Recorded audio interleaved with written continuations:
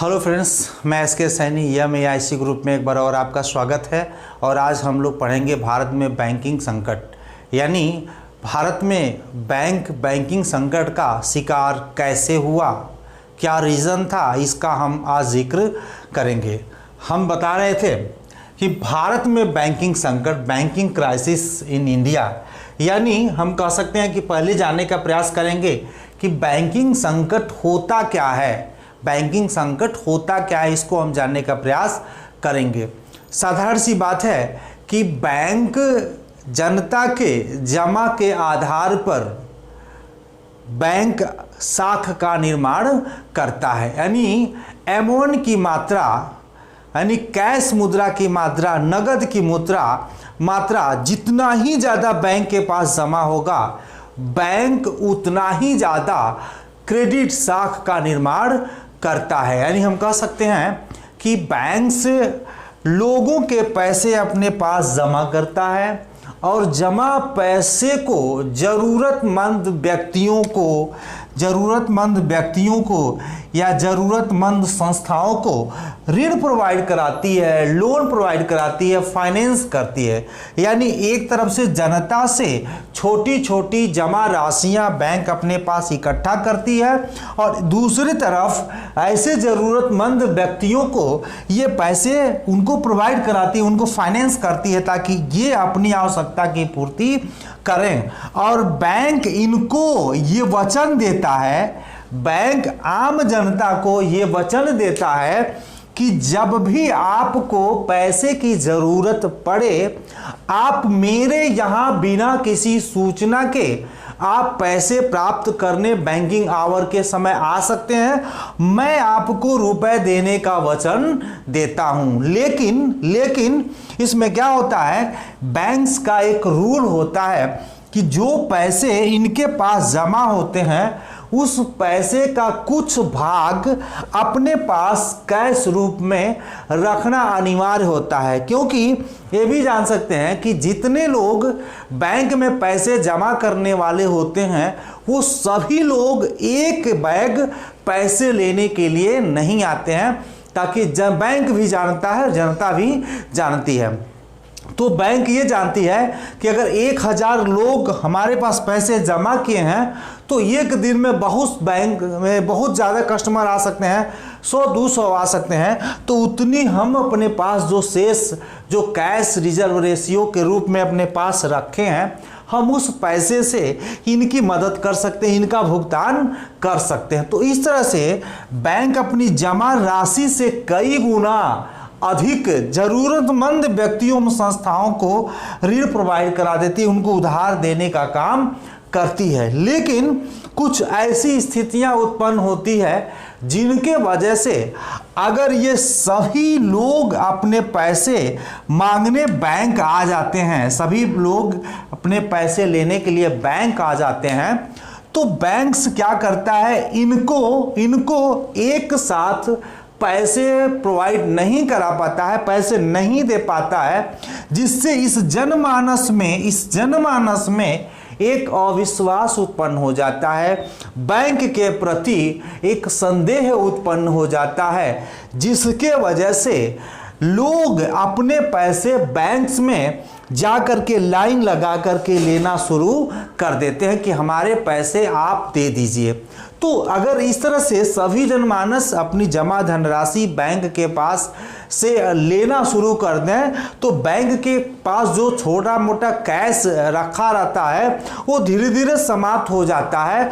और ऐसे भी व्यक्ति लोग उस समय का इंतजार करते हैं कि कब बैंक के सामने इस तरह की परिस्थितियां उत्पन्न हो जिससे हम भी इसका नाजायज फायदा उठा करके इनको लोन का भुगतान करना बंद कर दें, जिसके वजह से बैंक्स धीरे धीरे असफल हो जाता है और बैंकिंग संकट का शिकार हो जाता है। इसी को हम बोलते हैं बैंकिंग संकट, इसी को बोलते हैं बैंकिंग संकट। इसमें बहुत सारे रीज़न होते हैं, उसको भी हम आपको बताने का प्रयास करेंगे। तो देख सकते हैं कि भारत में बैंकिंग संकट के जो चरण है, जो काल है, जो समय है, उसको हम 4 चक्र में बांट करके आपको समझाने का प्रयास करेंगे कि 4 चरणों में प्रथम बैंकिंग संकट 1913 से लेकर 1917 का दौर आता है। 1913 से लेकर 1917 का दौर आता है।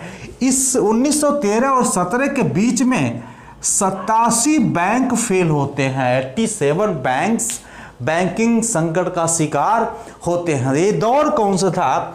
प्रथम विश्व युद्ध का दौर था। यानी प्रथम विश्व युद्ध में साख की मांग बढ़ने पर बैंकों ने ब्याज दर बढ़ा दी। यहां देख सकते हैं कि प्रथम विश्व युद्ध के दौरान बैंकों से किस जनता के द्वारा साख यानी साख जिसको हम बोलते हैं क्रेडिट की मांग बढ़ने से, आप जान सकते हैं जैसे अगर क्रेडिट की मांग बढ़ गई, अगर जैसे जैसे क्रेडिट की मांग बढ़ती है वैसे वैसे क्या होता है, बैंक जो रेट ऑफ इंटरेस्ट होता है, ब्याज दरें होता है, वो बढ़ाता है। जैसे मान लें 5 से 6%, 7%, 8%।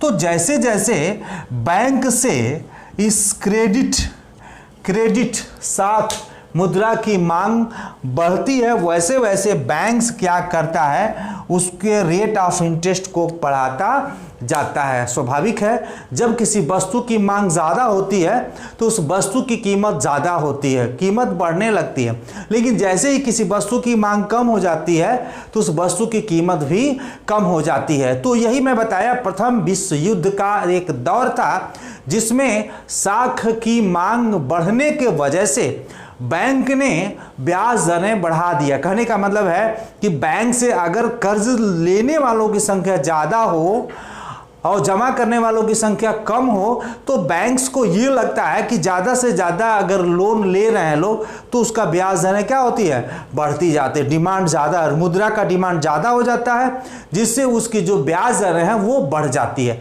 तो ब्याज दर बढ़ने के वजह से बहुत सारी स्थितियां उत्पन्न होती है, उसको भी हम आपको समझाने का प्रयास करेंगे। लेकिन इसमें क्या होता है, किंतु युद्ध की अनिश्चितता से जनता में एक अविश्वास उत्पन्न हो गया। यानी एक तो बैंक के द्वारा साख यानी क्रेडिट मनी की डिमांड होने के वजह से लगातार मुद्रा का जो ब्याज दर थी, रेट ऑफ इंटरेस्ट था, वो लगातार बढ़ रहा था। तो जब किसी वस्तु की मांग ज़्यादा होगी, कीमत भी उसके ज़्यादा होगी, तो उसका जो रुपए की वैल्यूएशन क्या हो जाएगी, कम हो जाएगी, रुपए की वैल्यूएशन कम हो जाएगी। तो इस तरह से हम देख सकते हैं कि यहाँ पे मांग बढ़ने की वजह से, और प्रथम विश्व युद्ध मैंने बताया कि प्रथम विश्व युद्ध का दौर था जिसके वजह से आम जनता में भी एक अविश्वास उत्पन्न हो गया। अविश्वास उत्पन्न होने के वजह से इधर ब्याज दर बढ़ रहा था, इधर जनता का अविश्वास उत्पन्न हो रहा था। तो सभी जनता ने बैंकों से अपने पैसे लेना शुरू कर दिया। एक तरफ तो सारे पैसे इन्होंने ब्याज पर बांट दिया था और दूसरा जनता उनसे पैसे लेना शुरू कर दिया। तो इनके पास बैंक में पैसे क्या हो गए, समाप्त हो गए, क्योंकि लाभ के दृष्टिकोण से सारा पैसा इन्होंने ब्याज दर पर बांट दिया था। तो जिसके वजह से बैंकिंग संकट का शिकार होना शुरू हो गया। भारत में प्रथम बैंकिंग संकट का शिकार 1912 में the People's Bank of India ये बैंकिंग संकट का शिकार हुआ था। कहे तो अगर कभी कॉम्पिटिटिव एग्जामिनेशन में पूछता है भारत का प्रथम बैंक कौन सा है जो बैंकिंग संकट का शिकार हुआ था, तो आप बताएंगे सन 1912 में the People's Bank of India Bharat का प्रथम ऐसा बैंक था जो बैंकिंग संकट का शिकार हुआ था। तो नेक्स्ट हम देख सकते हैं कि हमने बताया कि प्रथम बैंकिंग संकट 1913 से 1917 का दौर था जिसमें 87 बैंक क्या हुए थे, फेल हुए थे। प्रथम विश्व युद्ध का दौर था जिसके वजह से मुद्रा की मांग बढ़ने की वजह से, यानी साख मुद्रा की मांग बढ़ने की वजह से रेट ऑफ इंटरेस्ट में भी वृद्धि हो गया, और रेट ऑफ इंटरेस्ट में वृद्धि हो गया इधर प्रथम विश्व युद्ध की अनिश्चितता के वजह से जनता के द्वारा बैंकों से मुद्रा की मांग बढ़ने लगी, जिससे इनके पास कैश मुद्रा की कमी होने लगी, जिसके वजह से बैंकिंग संकट का शिकार होने लगा। तो हम प्रथम चरण देखें, ये इस तरह का रहा। द्वितीय बैंकिंग संकट के शिकार को भी हम समझने का प्रयास करते हैं कि द्वितीय बैंकिंग संकट क्या होता है। इसको भी हम आपको समझाने का प्रयास करते हैं। द्वितीय बैंकिंग संकट जैसे ही प्रथम विश्व युद्ध के बाद का समय व्यतीत हुआ, यानी प्रथम विश्व युद्ध के बाद हमको एक समय मिला, उसके बाद क्या हुआ, प्रथम विश्व युद्ध के बाद बैंकों की स्थिति में कुछ सुधार हुआ, क्योंकि लगा जनता को अब देश में बैंकिंग संकट की स्थिति खत्म हो गई, क्योंकि प्रथम विश्व युद्ध भी क्या हो गया, समाप्त हो गया।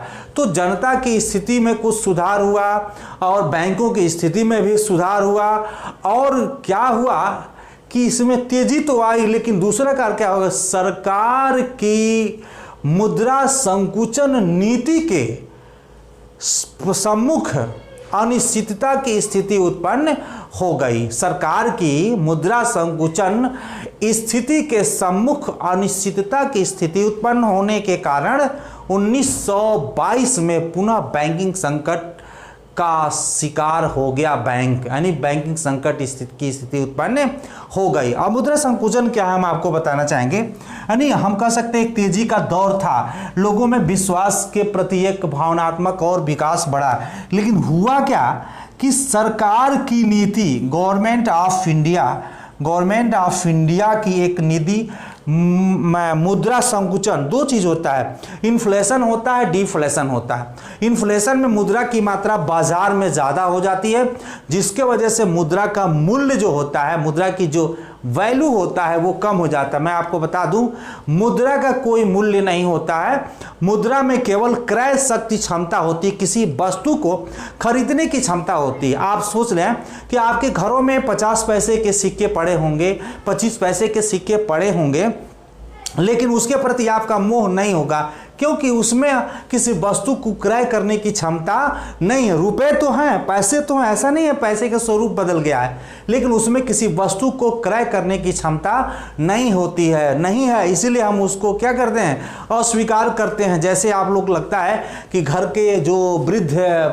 माता पिता हैं अब हमारे किसी योग्य नहीं है, इसमें किसी वस्तु को क्रय करने की क्षमता नहीं है, किसी व्यवस्था को डेवलप करने की क्षमता नहीं, इसलिए इनका महत्व खत्म हो गया और काफ़ी समाज के लोग माँ बाप का सेवा करना क्या करते हैं, बंद कर देते हैं। उसी तरह से हमारे देश में, हमारे भारत में, हर एक देश में मुद्रा की क्रय शक्ति क्षमता होती है, मुद्रा का कोई मूल्य नहीं होता है। आज 500 रुपया है, हो सकता है कि 200-400 साल बाद 500 रुपये में भी कोई क्रय शक्ति क्षमता न हो। तो इस तरह हमने बताया कि जनता, गवर्नमेंट ऑफ इंडिया मुद्रा संकुचन में बताऊं, इन्फ्लेशन और डिफ्लेशन। इन्फ्लेशन क्या होता है, मुद्रा की मात्रा अधिक होने के वजह से मुद्रा का मूल्य कम हो जाता है।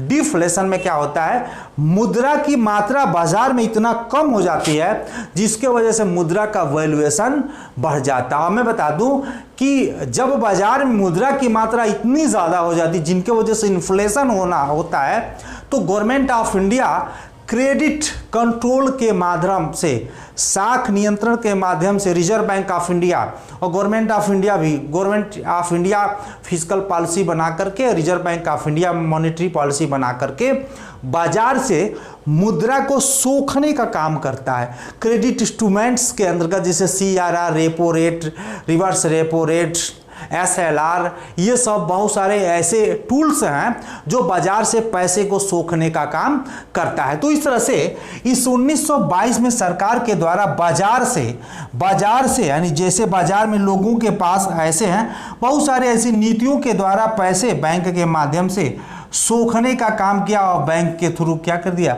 ये अपने पास ले लिया। तो जिसके वजह से बाजार में बैंकों के पास या बाजार में पैसे न होने के वजह से 1922 में पुनः बैंकिंग संकट उत्पन्न हो गई। और 1929 और 1936 की भी मैं जिक्र करता हूं, तो 1922 से लेकर के 1936 के बीच बैंकों की संख्या 481 बैंक असफल हुए थे। जान लीजिए 481 बैंक असफल हुए थे। 1919 से 1936 का दौर क्या है, इसको तीसा की महान मंदी का काल बोलते हैं। महान मंदी का काल बोलते हैं, विश्व में वर्ल्ड लेवल की मंदी का दौर आ गया था और प्रोफेसर किन्स ने इस मंदी के दौर से निकलने का भी काम किया था। यानी किन्स को एक दूसरे तरह के अर्थशास्त्री को हम समझते थे, इनसे पूछा गया कि कैसे इस मंदी के दौर से निकला जाए, तो इन्होंने बताया पंपिंग सिस्टम सिस्टम, जैसे हम अपने छोटे बचपना स्थिति में एक पाइप लेकर के और उसको पंपिंग करते हैं, या हम जैसे आप पाइप देखते हैं लोग कि बार बार ऐसे किया जाता है, पानी बार बार थोड़ा थोड़ा करके वो फेंकता रहता है। तो इन्होंने कहा कि ऐसे जितने भी सरकारी भवन हैं उसको तोड़वा दिया जाए, जितने रोड है उसको तोड़वा दिया जाए। लोगों ने ये पागल हो गया कई अर्थशास्त्री कि जो बना हुआ है बिल्डिंग उसको तोड़वा करके फिर बनवाने के लिए कह रहा है कि नहीं ऐसा करना पड़ेगा। तो सब तोड़वा करके पुनः उसको बनवाने का मतलब ये था कि काफ़ी लोगों को रोजगार मिल जाएगा। अब मैं बता दूं कि थोड़ा सा इन्वेस्टमेंट कई गुना अर्थशास्त्र में थोड़ा सा इन्वेस्टमेंट कई गुना आय को बढ़ा देता है। तो यही रीजन था। यानी 1929 से लेकर 1936 का महान मंदी का दौर था। यानी रुपए की वैल्यूएशन इतना ज्यादा हो गया था, कि किसी के पास रुपया ही नहीं हो पाता था, जिसके वजह से वस्तुओं को क्रय कर सके। मैं बता दूं कि इन्फ्लेशन में आधी रोटी छीनती है, लेकिन डिफ्लेशन में व्यक्ति की पूरी रोटी छीन जाती है। यानी मुद्रास्फीति में व्यक्ति की आधी रोटी छीनती है, लेकिन मुद्रा संकुचन की स्थिति में व्यक्ति की पूरी रोटी छीन जाती है। मुद्रा संकुचन की स्थिति में कंपनियां बंद हो जाती है, जिसके वजह से आपको उस काम से निकाल दिया जाता है, घर पे आ जाते हैं और आपकी इनकम शून्य हो जाती है, रुपए की वैल्यूएशन बढ़ जाती है, वस्तुओं की कीमत कम हो जाती है। कम पैसे में ज्यादा वस्तु खरीद सकते हैं, लेकिन उस पैसे को प्राप्त करने का जरिया आपका समाप्त हो जाता है। तो वही मंदी का दौर था, महंगाई का दौर था। महंगाई रुपए की जो वैल्यूएशन बढ़ने के वजह से लोगों के पास रुपए नहीं थे, इसलिए सस्ती वस्तुएं भी महंगी लगती है, और जिसके वजह से बैंकिंग संकट का शिकार हो गए। क्योंकि इस स्थिति में भी जिनके पास पैसे बैंकों में हुआ करता था, वो सारा पैसा निकाल करके अपनी दैनिक दिनचर्या में इन्वेस्टमेंट करना शुरू कर दिया, और बैंक के तरफ कोई जाना भी पसंद नहीं करता था, क्योंकि बैंक से इनका कोई काम चलने वाला नहीं था। क्योंकि जब किसी वस्तु का हम प्रोडक्शन कर ही नहीं सकते हैं, तो बैंक की क्या जरूरत है, बैंक से पैसे लेने की क्या जरूरत है। तो इस तरह से हमने देखा कि द्वितीय बैंकिंग संकट में 1922 से 1929-36 में 481 बैंक क्या हुए, असफल हुए। तीसरा हम चलते हैं तृतीय बैंकिंग संकट में 1939 से 1946 का दौर, इसमें 434 बैंक असफल हुए थे। इसमें 434 बैंक फेल हुए थे, ये जान लीजिए। यानी हमने देखा कि प्रथम में 1913 से 17 में 87 बैंक, 22 से 36 तक लेकर 481 बैंक, 39 से 46 में आपके 34 बैंक असफल हुए थे तृतीय बैंकिंग संकट के शिकार में। क्या हुआ था इसमें, द्वितीय विश्व युद्ध का दौर था। 39 से 46 के बीच में द्वितीय विश्व युद्ध का दौर था। इस काल में तेजी का काल तो था, फिर भी 1939 और 46 के बीच 434 बैंक असफल हुए। किसी भी देश में अगर युद्ध की स्थिति उत्पन्न हो जाए, यहां तो विश्व युद्ध की बात थी, जिसके वजह से आयात निर्यात एक्सपोर्ट इंपोर्ट शून्य हो जाता है। जहां पे युद्ध हो रहा है वहां पे प्रोडक्शन शून्य हो जाता है, रोजगार खत्म हो जाता है। तो जब रोजगार खत्म हो जाएगा, प्रोडक्शन खत्म हो जाएगा, एक्सपोर्ट इंपोर्ट खत्म हो जाएगा, तो फिर आपके पास पैसे कहां रह पाएंगे। अगर आपके थोड़ा बहुत पैसे बैंकों में बचे हुए हैं, तो बैंक से सारे पैसे आप निकाल करके अपनी दैनिक दिनचर्या में लगाने का काम करते हैं, जिसके वजह से बैंकिंग संकट का क्या हो गया, शिकार हुआ। क्योंकि बैंकों को चलाने के लिए बैंकों में जनता के द्वारा जमा पैसे होने चाहिए। अगर जनता के पैसे बैंक में नहीं जमा होंगे तो बैंक शाखा का निर्माण नहीं करेगा, तो बैंक की इनकम शून्य हो जाएगी, जिसकी वजह से बैंक क्या हो जाएगा, बंद हो जाएगा। बैंक की आय का को सबसे बड़ा जो जरिया है, लोन देना, ऋण कर देना, फाइनेंस करना, ये सब एक ही है। तो इस तरह से फाइनेंस के द्वारा जो ब्याज उनको मिलता है, इंटरेस्ट मिलता है, बैंक का आय का सबसे बड़ा जरिया है, वो लाभ की जरिया वही है। अगर आपको रेट ऑफ इंटरेस्ट नहीं मिलता है तो बैंक बंद हो जाएगा।